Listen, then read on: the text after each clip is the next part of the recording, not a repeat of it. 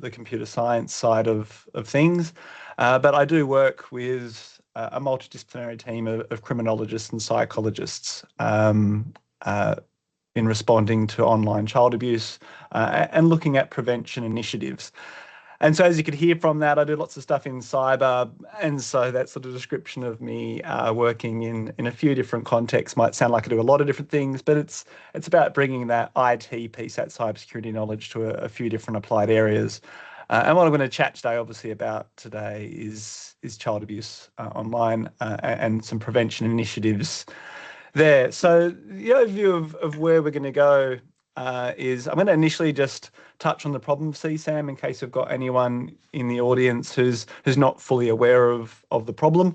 And then I'm going to dig down into some work that we've been doing at UTAS around prevention in relation to warning messages in this space, which is really about applying safety by design in response to this problem. I'm going to look over some evidence, an example of it occurring at scale, and then moving through to some action that's occurring, particularly in Australia in relation to the CSAM Deterrence Centre. So if anyone in the room is not particularly aware of CSAM as a problem beyond it sort of broadly as what it is, it's obviously a growing issue, a really sizable issue that is very much illegal. In Australia, at state and federal level, there's a series of different pieces of legislation that strictly prohibit it and define it as illegal. This is not only just images and video, but text descriptions, and it's a fairly broad set of things that come under that. That also includes AI-generated CSAM, which is very much growing in prevalence.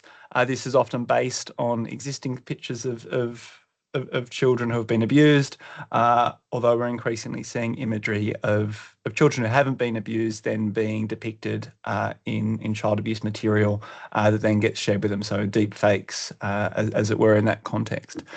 And so, yeah, this is very much illegal. It is growing. And to dive into some of the numbers, the scale of the problem, 1 in 4 children in Australia, in the Australian Maltreatment Study, experience child abuse. So it's not as rare as we would like. We often think, oh, it's rare, it's happening over there, it's somewhere else. But 1 in 4, and in that context, 1 in 3 girls and 1 in 5 boys across our country. In terms of reports through to the Australian Federal Police, who operate the ACE in Brisbane, which is the Australian Centre to Counter Child Exploitation, they receive just over 220 daily reports at the moment, certainly across the last financial year, which is just over 83,000 they got in the 24-25 financial year, which is a 30% increase on the previous year. It was about 45% increase the year before that, and I think it was another sort of 30 or 40% the year before that. So it's been growing and growing and growing at a pretty rapid clip. If we look globally, we see that these numbers are also pretty huge. NCMEC, which is the National Center for Missing and Exploited Children in the US, they receive lots of reports through from major tech platforms, and in 2024 they received over 20 million. This was a reduction in that year, but that reduction is because of the adoption of end-to-end encryption and the way that reports are now being bundled together as well. So it was 37 million in 2023, and that number's gone down, and it's not gone down because of a reduction of abuse, it's gone a reduction of the ways that things are counted, but also end-to-end encryption, particularly in meta platforms, has really dropped that number down. I highlight them not to badmouth them at all. They were actually one of the biggest reporters of tech platforms. They were doing some great work in reporting, but their numbers of reports have dramatically gone down since end-to-end has been embedded into Messenger. In Australia, in another study in 2023, a survey of just under 2,000 Australian men found 1 in 6, 15%, had reported ever having experienced sexual feelings towards children, and about 2.5% had admittedly knowingly viewed CSAM, had sought out CSAM. And so if we're thinking of 2.5% of Australian males, we scale that up to the whole population, that's an awful lot of offending, which is where we get to the levels of numbers and reports we're seeing. So just considering that scale for a moment, which for anyone who's not overly aware of CSAM and the scale of the problem that it's grown into, those numbers might be fairly shocking. And we're often thinking, oh, let's just arrest them all, which is a problem we actually can't really arrest our way out of. If we just think of those numbers for a moment, 2.5% of Australian males, that's more than our current prison population. And so it's not really a problem we can arrest our way out of. The platforms and services that we're using in our daily lives, our business lives, our personal lives, were really not designed with safety in mind. That's where we're getting this dramatic increase of volumes of offending. CSAM is way more accessible than it's ever been. We see north of 50%, 60% in surveys of offenders, both in the dark web and in other places, saying the first time they saw CSAM was 100% by accident. They stumbled upon it on social media, they stumbled upon it on mainstream platforms, and that was sort of where that kicked off. And so the platforms and services we're using need to have more safety embedded in them to try and curb that offending pool. We need to shrink the offending pool. We need to shrink the number of people who are aware of the content and trying to access the content so that we can then keep children safe, because the more people that start offending, the growing market of CSAM, more kids are then impacted as a result. That's really where I'm going to leave those sort of numbers and whatnot today, because what I'm going to move into and talk to for the rest of this presentation is really about a key area of safety by design that can be implemented in mainstream platforms to try and disrupt these behaviours and to try to shrink that offender pool. It's not a silver bullet. It's not the only approach we need. It's one of many approaches we need to implement, and it's really a low-hanging fruit that I'm going to be talking about. It's really easy, it's really cheap, and it can work at scale. And if our platforms were doing this already, we could then start targeting some other prevention initiatives as well. And so what I'm talking about is messages and warning messages about this sort of content. But before I get into that and what that might look like, if we consider messaging in other contexts, it's not a surprise, it's not new, it's not different. We've had warning messages for a long time. If you drove to work today, you drove past a lot of warning messages on the road. If you went to your medicine cabinet this morning, you would have seen, keep out of the reach of children stamped on the side of a medicine bottle or a packet of Panadol or whatever it might be. Warning messages have a key use across society in a range of contexts, and even online in digital settings. We've seen about 20 years of research there around things like patching our computers and different security warnings and those sorts of things. And so warning messages as an area is not new. It's been around a long time, and this is what we're looking at implementing in relation to crime prevention. And so crime prevention messages is an area that's been growing in terms of its sort of awareness and utility and how it works. And if we look at across different sorts of crimes, we see tax evasion, piracy, insurance fraud, cyber attacks. We see a range of different studies across the last 20 years looking at how crime prevention strategies implemented through warning messages can be quite effective. And so if we're then considering it in relation to child abuse material, there's definitely a growing set of literature about this, about how they can be implemented. And so it was first sort of spoken about back to 2012, 2010, 2013 by Richard Wortley and Stephen Smallbone, who were mentioned there at the top, as an approach we should be taking at that point. And I'll get to what happened in the years following after that in a moment. But they sort of started proposing it literally about 15 years ago. If we look across this and think, well, how could this work? Why would it work? Those sorts of elements. Offenders report the value of disruption.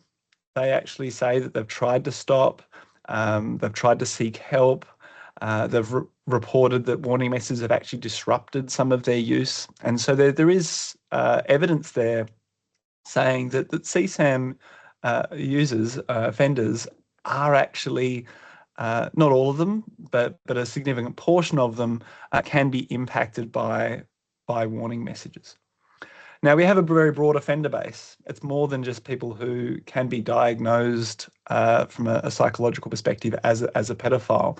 I know that's what we hear in the news, that they're all pedophiles, but unfortunately what is documented is that it's far broader than just diagnosable pedophiles, because that's a psychological term defined in the DSM, and not everyone who's been caught possessing CSAM actually would fit that criteria.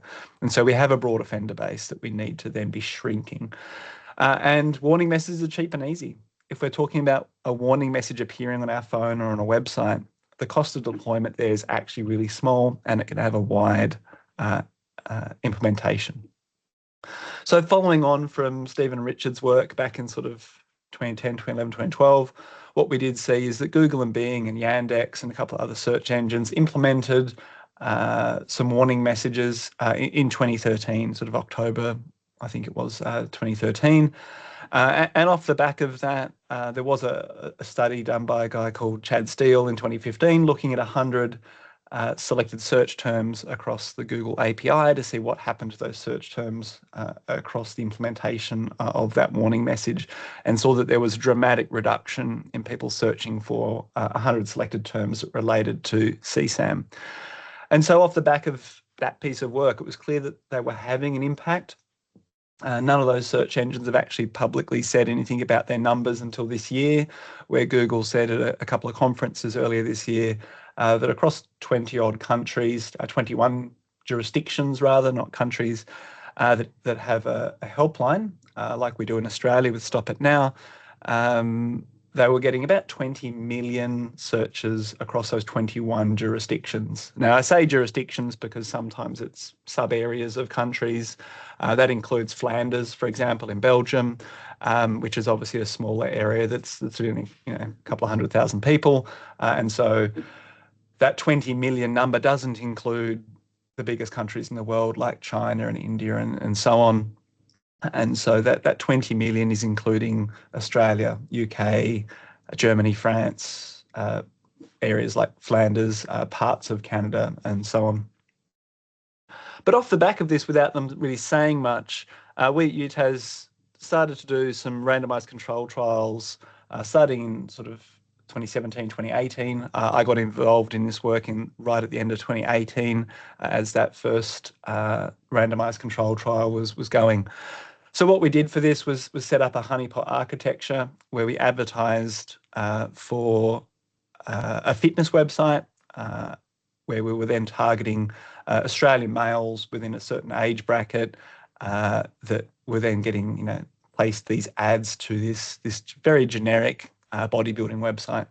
On that website, if they came from that referring ad, therefore we knew what demographic they fell into, they would then actually get entered into the study and could be shown an ad to a CSAM proxy website. We couldn't do an actual CSAM website, so we did a series of different websites that were sort of barely legal, non-consensual image sharing, and some things like that to serve as a proxy for CSAM, because from an ethics perspective, we couldn't be sort of advertising CSAM.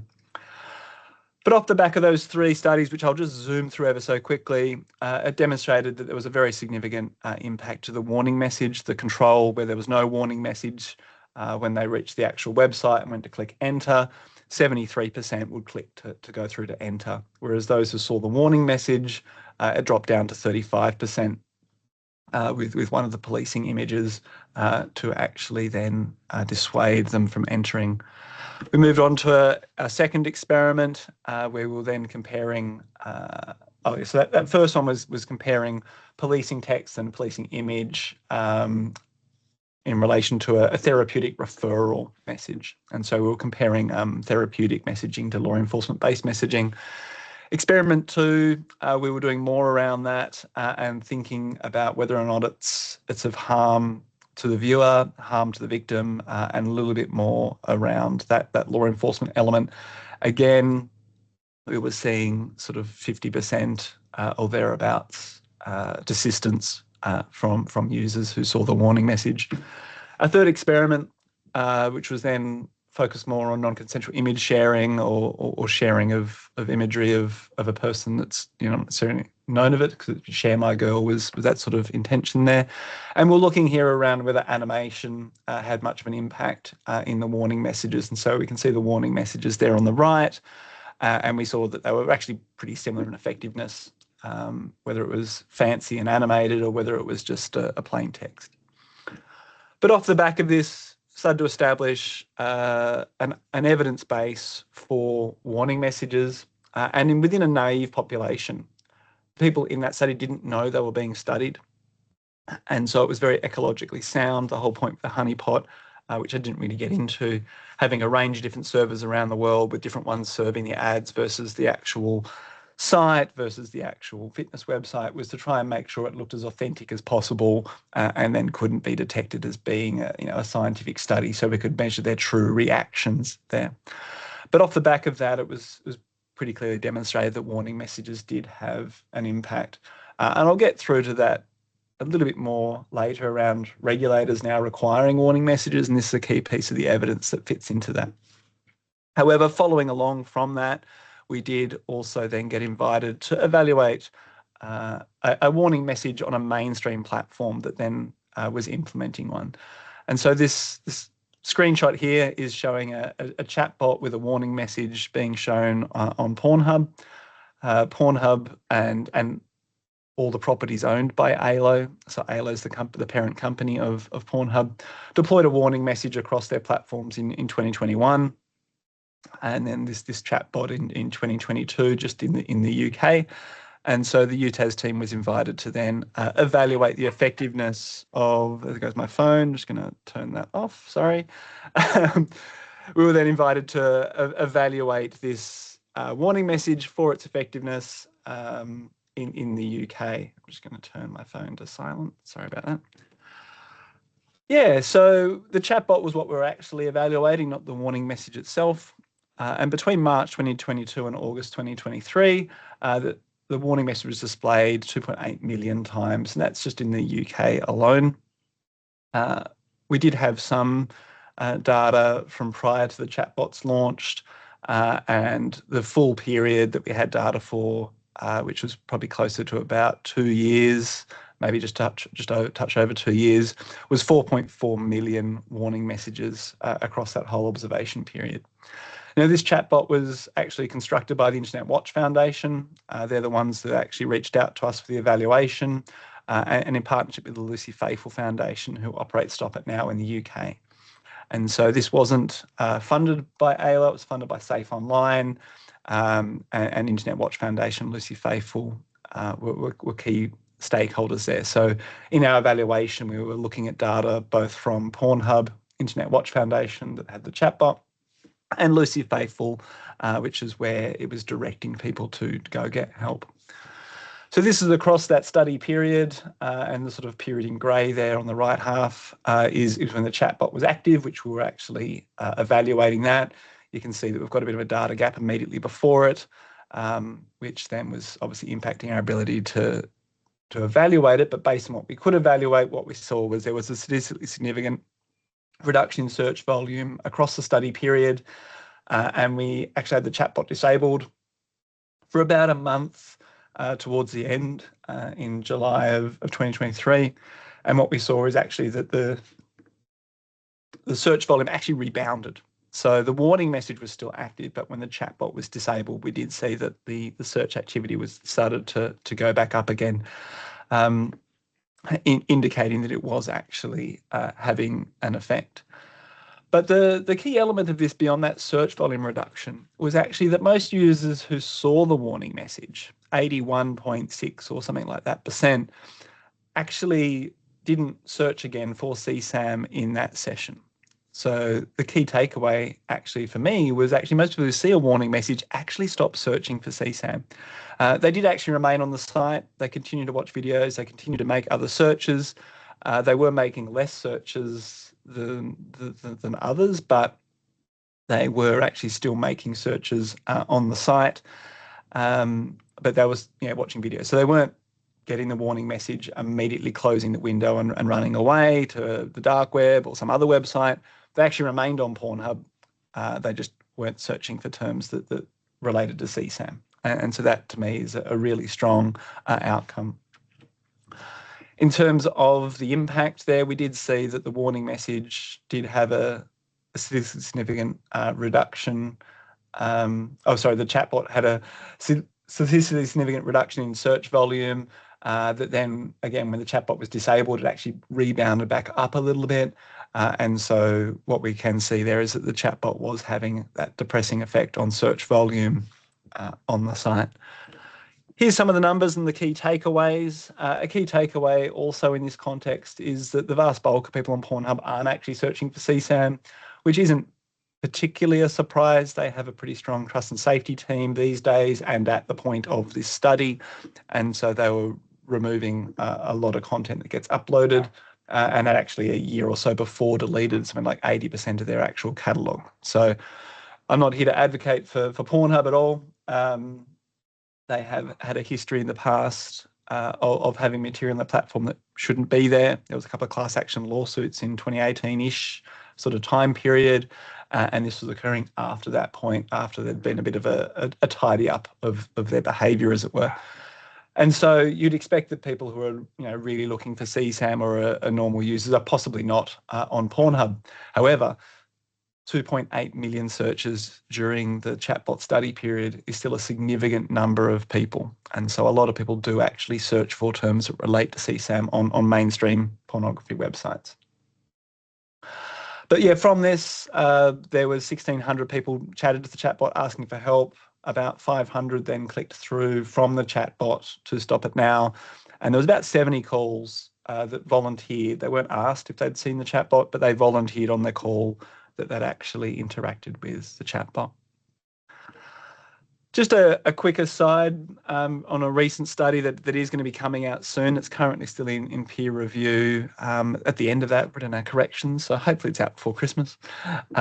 Looking at adolescents, we see a lot of people, their first exposure to CSAM, and they start looking at it when they're actually a minor themselves, and then continue on after they're an adult, and that becomes obviously increasingly problematic all the time. So we were looking at what about adolescents, how do they respond to warning messages? And so we did a study with a school where we had a series of vignettes. There's one on the right there, where it's a little story describing a scenario. And then the participants were then asked in this scenario if this particular warning message was then displayed to the person in the story. Do you think they would respond? How do you think they would respond? Those sorts of things. So this wasn't being a live deployment in the school setting. It was a survey, but it wasn't about what they thought of the picture. It was what they thought of the person in the story of it, sort of try to remove anything from a harm perspective about any individuals who might have been experiencing stuff. They were commenting on these other people and not reflecting on their own experience. We did a series of different warning messages. Here's 5 of them. We actually had a few more that were touching on things like substance abuse and a few other areas. But in this context, we were also looking at victim and bystander messaging, which obviously is a really key thing we've seen in other contexts like medicine bottles, as I mentioned before, but no one's really done any work before on victims and bystander messaging online. This is sort of a first in that respect. But this study will be coming out very soon. Here's a quick sneak peek at some of the results there, where we can see that they were generally very positive, a lot more agreement than disagreement around the warning messages, showing that most people would actually sort of engage with them, but it's not unanimous. That's not particularly a surprise. Not every intervention works for everyone. And as we were saying before, it's about shrinking that offender pool, making the numbers go down. We're not making the argument this is the one fix that we need. We did find there was some gender differences, which was quite interesting around the efficacy, particularly in relation to female participants. It's not really described here, but those findings are coming to the end of peer review and will be out very soon. So based on this evidence, what can we actually do? What are the actions that we can do? And I am sort of getting towards the end, and we'll get into some question time in about 5 minutes or so. I'm going to talk about 2 projects in a moment, one in the UK, Project Intercept, which I'm involved in, and then the CSAM Deterrence Centre, which is an Australian initiative. But a key thing here is what we've seen with the warning messages. They are effective at dissuading people from seeking this material. We've seen that in the context of an external sort of review by Steele of Google and Bing, Pornhub study that we did, and the RCTs. But there's actually lots of opportunities for intervention points for warning messages, whether it's a user search in a search engine or someone entering in a query to a generative AI tool, whether it's them accessing a known CSAM URL, uploading an image or a video that then matches to known CSAM, grooming detection in chats, problematic usernames that are clearly indicators of CSAM use.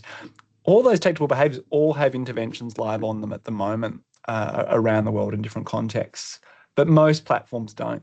Most platforms aren't implementing things like this, but there's proof of concepts in all of these spaces live in industry right now. Platform contexts, messaging services, gaming, social media, various privacy services, whether it's VPNs or secure file transfers, all those are contexts that can work. Search, social media, large language models, file sharing, Wi-Fi in the library, Wi-Fi at the uni, DNS and VPN providers and financial services. There are lots of contexts of messaging can be used. And again, pretty much everything I just listed there, there's a company in that space somewhere in the world implementing something in one of each of those. But again, most platforms in most of those categories that exist literally aren't. So what we can do is actually work with these organizations to actually implement these. Make the internet a hostile place by making sure that anywhere that someone attempts to upload an image or access a banned URL or search for CSAM, they actually get pushed back, they get friction. Adding friction here and reminding people of the illegality of what they're attempting to do is a great way to then redirect them away from that and hopefully then across to things like Stop It Now, therapeutic services where they can get help and stop seeking out that material. So this isn't just for big tech. This isn't just for Pornhub, Google, Meta, etc. This can be ISPs. And in Australia, we're about 10 years behind with what our ISPs are doing in other parts of the world. DNS providers. Social media is an interesting space. Most of the mainstream platforms have some messaging to some degree, mostly with a lot of work needed to improve them. Their effectiveness is really quite limited in my perspective. And they certainly haven't done any public evaluations around effectiveness. But what we will see with regulation around transparency reporting is they are going to be needing to do that more into the future, as Australia and the UK and other countries are now requiring transparency reports. Messaging platforms, file hosting providers, public Wi-Fi contexts, which includes universities. It includes fast food chains. The largest free Wi-Fi operator in the country is McDonald's. What are McDonald's doing? Open question. I do want to talk to them. Airports, dating applications, the context where the first couple of deployments are occurring. It's not just big tech. And we did write a paper around all the different contexts in which a warning message can be deployed that's available there on the right. So I've mentioned Project Intercept briefly. This started operating in 2023, led by the Lucy Faithfull Foundation in the UK, who operate Stop It Now in the UK. They're working with tech partners to implement warning messages at scale. And I've listed a bunch of where their interventions are. They're on the right of different industries. The ones on the left are the ones that have publicly sort of said, yes, we're doing stuff. Movie Star Planet's like a gambling kind of context. But across there on the right, you can see AI companies, file sharing, video platforms, music streaming. There's a whole bunch of different categories there that aren't then pictures on the left. That's been a work they've been working at really hard. And now their monthly average visits to the Stop It Now website in the UK is over 30,000 users clicking on warning messages just in the UK. I'm involved with them. I do the evaluations of their different interventions, and it's great to see the work that they're leading there.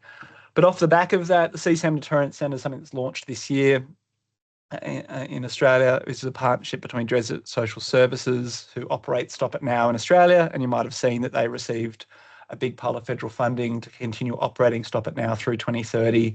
Would have been probably about 6 weeks ago now, maybe 2 months. And so Stop It Now is scaling up in Australia, and implementing warning messages with providers is a key step there to actually making people aware of it, and also stopping them from accessing CSAM. We've got an advisory group that's pretty broad across parts of government, including the Australian Institute of Criminology and e-safety, but also with a range of NGOs, including ICMEC Australia, which is the International Centre for Missing and Exploited Children, Bravehearts, which is the Victim Survivor Support Service, and some other partners in the academic space with Childlight and University of Sunshine Coast, Grace Tame Foundation, Lucy Faithful Foundation, and the On Ice Coalition is a really interesting group of businesses aiming to improve safeguarding for children, and that includes a range of different organisations, including TikTok and Microsoft and a few others. So final comment here as I'm wrapping up and we can jump into questions is warning messages are cheap and they've been demonstrated to be effective. What we are seeing is that regulators are increasingly now requiring them. The UK codes of practice specifically require now that CSAM messages appear in search for warning messages. Australia, within our basic online safety expectations, really do sort of very strongly infer that warning messages are a key element of a response, because under that guidance, it says that platforms have to be doing stuff to remove CSAM from their platforms. They have to be responding to CSAM, and so they're quite explicit that. And if platforms aren't doing actions to remove CSAM from their platforms and countering that, they then get in trouble with e-safety. And so warning messages are a key step that they can do in that response. And so this is about trying to make warning messages part of normal business. We shouldn't actually have to go to tech partners and say, what are you doing about CSAM? You should be telling people if they search for it, it's illegal. They should already be doing it. It should be normal business. And so this really does require partnership between NGOs, academics, and the broader industry to actually respond to that. There's my email if you want to reach out, but the CSAM Deterrence Centre has a website, csamdeterrence.com. Feel free to go there and learn more. But I'm very happy to take questions. And I'll stop sharing for the moment so I can see people's faces. Thank you very much, Joel, for the great presentation and drawing our attention to this very important and challenging problem. Do we have any questions for Joel? You're welcome to unmute yourself and ask questions, or if you want, you can type your questions in the chat, and I'm very happy to read your questions. I do have one question, then while others are thinking about their questions. With all the explanations that you gave and all the evidence that you have showing that the warning messages are helpful in reducing the request for CSAM, how hopeful are you in having them implemented for most platforms, at least within Australia, in near future?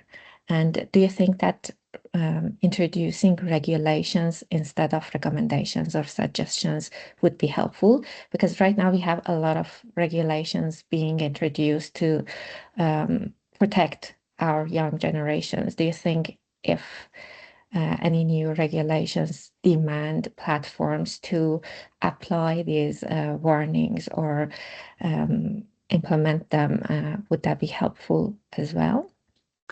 Yeah, I mean, more explicit descriptions and guidance is probably always helpful. However, what I would say is that the codes of practice that e-safety's been releasing, and they've sort of released a couple this year and updates in that space, do provide a lot of space that really does say, hey, warning messages are a good option here. They're not as explicit as the UK is, but I'm not 100% sure that's needed to really get them to start acting, because what we do have in both those jurisdictions and a few others is transparency reports coming in and being a thing that they're going to need to be repeatedly saying what they're doing in response to these sorts of harms and others, including like terror content and that sort of stuff. And you know, their first transparency report, a lot of those big tech companies are able to sort of say the same stuff they've said for years. But then when they go to their second one, they can't say the same thing again. They've got to say, what have they done lately?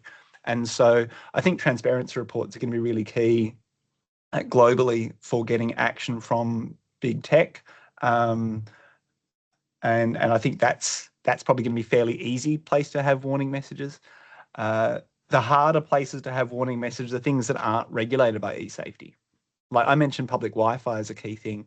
A study I'm working on at the moment that'll be published soon and currently still a bit NDA'd, shows in that context that a fair number of people are accessing CSAM on peer-to-peer networks in sort of corporate environments. And so that means it's workplaces or it's public Wi-Fi within a corporate context like an education facility or a hospital or a library or a fast food chain or whatever it might be. Public Wi-Fi is not regulated under e-safety. It's if anything, it's like the ACCC or something. Like it becomes like a telecommunications service delivery type thing, and it's consumer protection and it's all those other sorts of things. It's not e-safety. So I think that's an important thing, is awareness of it, saying this is what you can be doing there, and those non-regulated from the e-safety perspective context is a key piece. Internet service providers in Australia need to be doing more. I'm very hopeful we can get more traction with them across the next year. Makes sense. Thank you. I think Elham has a question. Please go ahead, Elham. Thank you. Thank you for the talk. It was very interesting, very different from what I do in my day-to-day, but yeah, it was very helpful to have some insights into this. I have two very quick questions. I think that when you started, it was about like warnings about like paracetamol, keep it out of the reach of children, or I don't know, cigarettes, they kill you, that type of thing. There is no illegality as part of that warning. But here, do you think that we see a kind of like, so people do not know it's illegal, or is it people kind of like yeah, the typical warning ones? So it's just like, yeah, don't go there, it's dangerous, or don't go there, it's illegal, which helps. So it's lack of knowledge about the legal concept of this. That's kind of like one question I had. The other one is very specific to that study, that our participants didn't know that they're doing the study. And I wasn't sure, how did you evaluate that? Like what's the type of behavior that you expected to see, and you were measuring kind of like if it was reducted or not. So that was just kind of like that. Yeah, it was a bit unclear for me. Thank you. No problems. Yeah. So I mean, across two of those, on the first one, yeah, I started off with a lot of those warning messages in that health and safety sorts of perspectives, for sure. The slide after that did then pivot to crime prevention, which is again a newer area for warning messages. Although in some respects, I think road signs, a lot of those are about illegality. But when we're looking at those ones that we're following up after that around tax evasion and fraud, I mean, all of those are about crime prevention. And so there's certainly a growing evidence base around crime prevention warning messages separate from road signs, right? Because I think that's probably the longest one we've had for a long time in that space. Whereas you're right, keep out of the reach of children. It's not a crime in that context, but it is something that's come in from a regulator saying that medicine bottles need to have these protection things in there for public safety. And so I think when we consider that, yes, there's the illegality piece, which can mean that they're punchier, they're more important, or more authoritative in getting that buy-in from the viewer to go, oh yeah, no, that's illegal. And I think most people would know that it is illegal, but I think if you're looking at when people start looking at this content, possibly while they're a minor themselves, they're certainly young in the age of criminal responsibility. It's then like, are they then actually aware of that? I've got a study under peer review at the moment, based on some Indonesian school kids, and some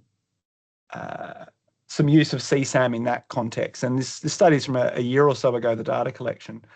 And what it showed was there was a lot of kids in grade 4 with CSAM and looking at CSAM, more so than the people in high school. And it was a COVID artifact. They all got digitized earlier and were then looking at CSAM. And it's like, does a kid who's grade 4, grade 5 at school know that CSAM's illegal? No. No. And so I think you've got to always got to think about that spectrum, that adolescent piece of that as people start offending. Yes, plenty of offenders who get arrested are 40-year-old white guy like me. I fit in that demographic: 40, white, employed, married. It's so many people you see arrested are in that demographic. It's always a bit concerning. Anyway, so there is that piece, that illegality piece, and that's where that crime prevention stuff I was mentioning around fraud fits in, as that evidence base that leads into it.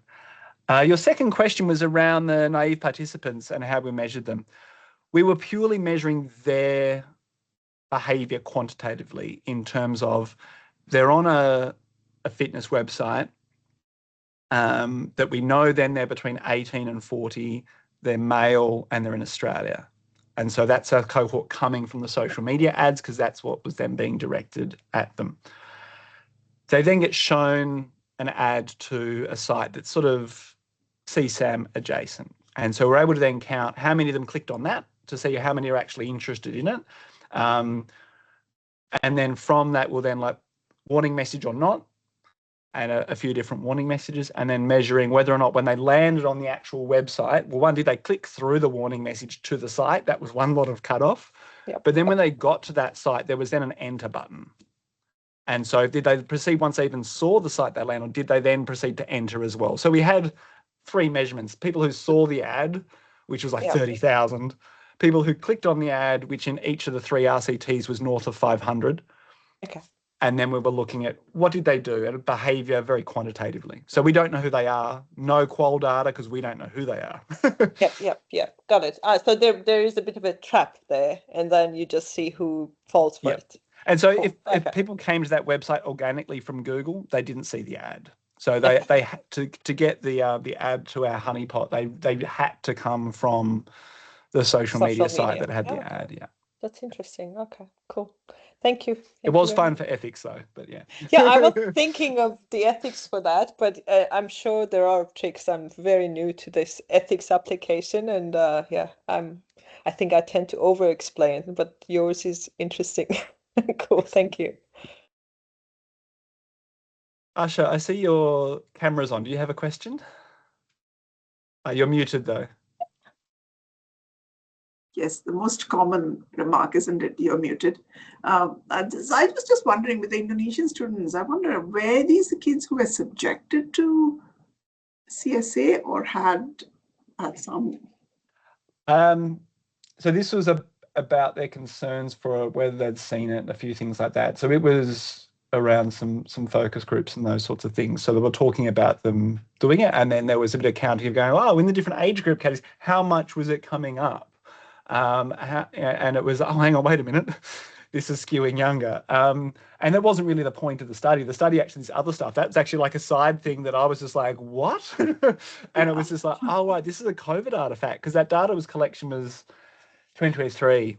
It's under peer review at the moment. Hopefully it'll wrap up. And it was just this bizarre sort of, they all were getting phones and all had to start using laptops earlier and then sharing stuff. And it's, both Sarah Napier from the Australian Institute of Criminology study she's done, and a lot of work out of Finland by Protect Children, coincide with 60% of people's first exposure to CSAM is by accident on a mainstream platform, social media, search, mainstream pornography sites, etc.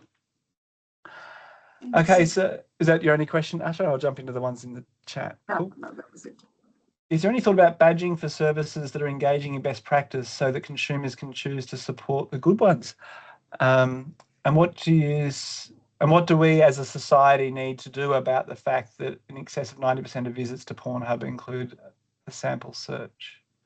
There's 2 different things there. So the first one, I do like the idea of a best practice type thing. I mean, I'm curious to see whether or not as transparency reports and things go on, whether something like that comes out of e-safety. Like if they start failing people on transparency reports and stuff, will companies start to then go, look, we've passed our transparency reports monitoring? Maybe.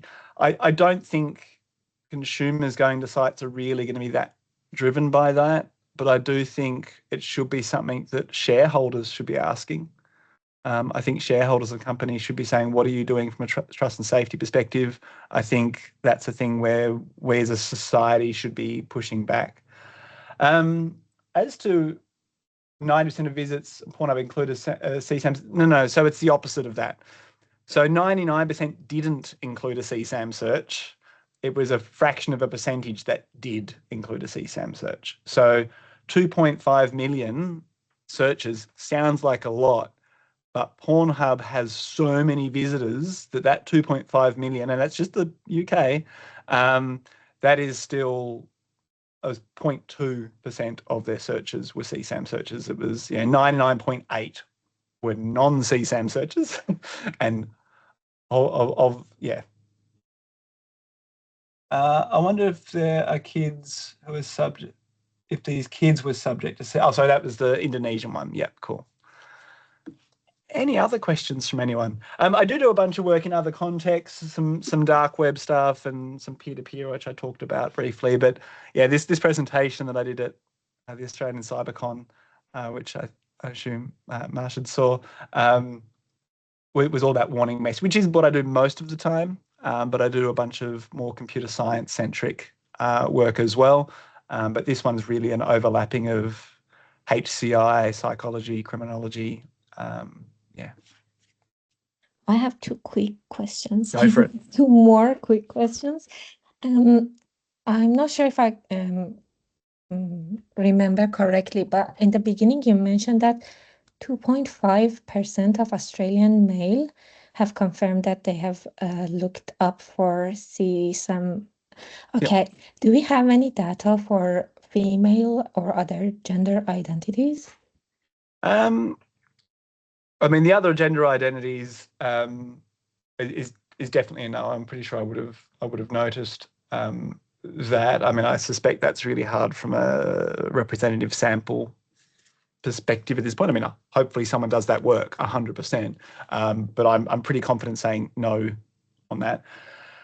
As to the female perspective, I'm not aware of any large-scale surveys like that, but I have been hearing of some studies looking at reviewing some cases and more qualitative in that space, not necessarily in Australia, because there is a little bit of a thought around female offending as being higher than we expect it is. An issue that we are seeing growing, particularly in adolescent populations, around the use of AI tools is, yes, a lot of AI tools are made to nudify females, but when we look at the adolescent population, the AIC study that came out a month or so ago, granted a small small sample size, actually showed that when you were looking at the under 16 age bracket of people who have used a deepfake tool, it wasn't 99% males. It was more, I think it might have been like 70-30. And so we do see that and again, that's one study. It was a small sample size, a few caveats there. And the adult, once you got to the adult section, yeah, it was all dudes. But in that adolescent thing, which again, coming to that question of, do people know it's illegal, age of criminal responsibility, understanding of what they're doing, let's do a revenge thing, I'm 14 years old, it's just a joke, all those sorts of things play into that there. So I don't want to overemphasize that finding, but I do think that's an area of more work that needs to happen at YTVC, which is the sort of premier law enforcement and then other sectors that touch up against that. Conference in Gold Coast, literally, what was it, last week of August? There was a couple of conversations in some of those presentations around, yeah, we might need some more work looking at female offending. So it is something that's being discussed. Thanks for that. Another question that I have is that you mentioned that warning messages are effective and they have been used for many purposes, like, for example, for drivers. We can see a lot of signs and boards in the highways or on the roads. Yep. you mentioned also that some of the offenders or some of the people who are searching for CSAM content online repeat, even after they receive the message, continue their behavior. For those who are persisting on looking for these materials, do you think other measures like asking them to take online trainings, like the compliant courses that we take, would be useful? For example, could platforms stop allowing them to access or use that platform unless they take those trainings? Would that be helpful? Yeah, so the sort of grid I put up of different options, and I primarily focus on the central column, which was the secondary thing from the sort of public health thing of primary, secondary, tertiary. In that tertiary column, I did actually suggest, slowing down their usage, changing up messages. The idea of changing up messages to fight habituation is a key thing that we consider. I haven't really heard many people talk about, hey, let's get them to do some training or whatever. I think that's a good idea. But I think the key thing is, one, changing up messages so they're seeing different things in different ways to try to reach them, because if someone's ignoring a warning message, how are you going to get them to a training? It's, how are you going to advertise it to them? Probably via a warning message. So you're sort of, it's an Ouroboros at that point. But it is about other things. Like in a finance context, if someone gets detected as paying for CSAM, they get debanked, right? In social media platforms, if someone gets caught sharing a whole bunch of CSAM and they, deal with all of their warnings and their red strikes, eventually most platforms will kick people off. But the speed at which they get to that point is not really what we would hope it to be, I guess, is the issue. And so it's about platforms coming up with more responses to people who are repeatedly getting warnings and are still not actually doing things. They like to push back to some degree and go, oh, but they're our customers. It's like, well, yeah, but children are your customers too. Other people are your customers too. Maybe if more people knew that you were allowing people on this platform, maybe other people would no longer be your customers. If they're saying that 90% of their customers are CSAM offenders, that's a thing. But I think most of those platforms, if you talk to Facebook, they'd be saying, oh, it's a tiny percentage of bad apples. Well, kick the bad apples off then. Like, if there are only a few bad apples, you shouldn't have a problem with putting in more stringent controls. But that's sort of the balance that they're trying to walk, and we need to push back harder. Yes, that's true. I think we don't have any more questions, do we? I think Dana has one question. Yeah, Dana, go ahead, please. Sorry, I was asking questions in the chat before because sick kid and I was on the train and blah, blah, blah. But do you think this would work for other kinds of negative internet behaviors? So things like cyber stalking, all of those kinds of things.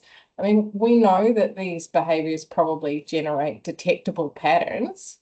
Do you think that the warning messages would be a good port of call to attempt for reducing those kinds of behaviors as well? Yeah, I mean, I think they would for lots of different things. Just like in the real world or offline world, we have warning messages for lots of different things, and so in that sense, yes. Cyberbullying's the only sort of main one that we've done any sort of evaluation with, and granted, that wasn't a live message. That was a message in that survey with adolescents, but. Actually, a couple of platforms do have some sort of cyberbullying kind of response. Cyberbullying, yeah. Is there. And certainly grooming is an area where there's detection and some response on some platforms. But as to the stalking, I mean, if someone's repeatedly looking at someone's Instagram thing, but yeah, I'm not trying to think, how are we going to define it? Where's the line? Like if every second day I look at your Instagram page and we don't actually know each other, is that then stalking? Like it's then a case of where's the line for them to then actually go into it? I do think there's probably a role there. I think I'd have to think a lot more and consider I've got some ideas about where those lines might be, having studied perpetration of this kind of behavior. Yeah. But yeah. I think it'd be an interesting thing. And I think it's a kind, I mean, maybe I'll note down your name. If I end up having a good chat with Instagram or TikTok or something, I'll reach out. Because I think what we can see with CSAM messaging is, yes, they're effective. As we get literacy of better safety by design practices into tech companies, it's not about them implementing just on CSAM and stopping there.